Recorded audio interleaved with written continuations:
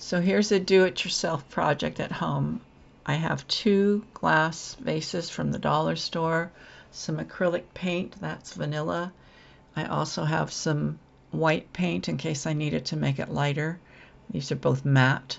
There's some baking soda, a paintbrush, little bowls to mix it up in, and some gloves. I just did my nails, so I have to keep my nails clean.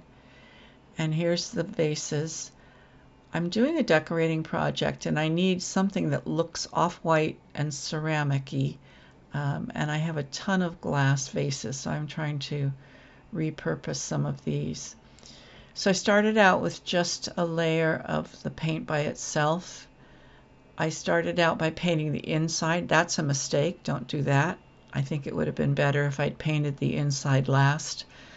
It was nice to be able to put my hand on the inside and move the vase around and hold it, and once I painted the inside I couldn't do that very well, so I would hold off till the end to do that again.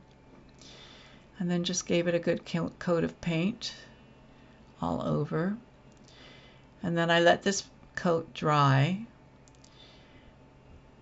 and started making the next coat. The ratio of paint to baking soda, I saw a bunch of people who had done this and they all had different ratios. Some people said use 1 to 1, so 1 cup of paint to 1 cup of baking soda. Somebody else said 1 cup of paint to 1 tablespoon of baking soda. I just poured the baking soda in and stirred it around, and when it was pasty but still pretty easy to stir, I decided that was a good consistency. The consistency I ended up using I think worked pretty well. So I probably had maybe 1/3 baking soda to a cup of paint. Someone said to do horizontal strokes, that makes it look more like ceramic, and I think that's right.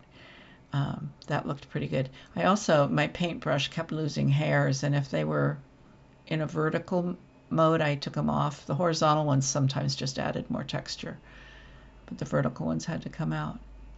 And it took a really long time for this last coat to dry, maybe 3 hours.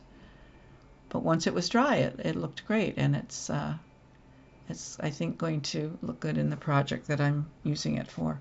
Some people add black and brown paint and sort of buff it in little spots to make it look more aged and more vintage. Some woman was using brown shoe polish, or not shoe polish, shoe wax, and rub that in. Somebody used coffee grounds, and she said that was a terrible idea. So, but just to stain it to look a little bit older. But my project needed just a clean off-white look, so I didn't do any of those things.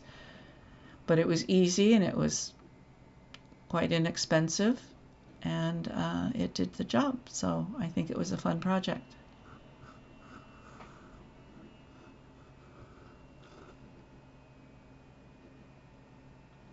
And here's the finished product.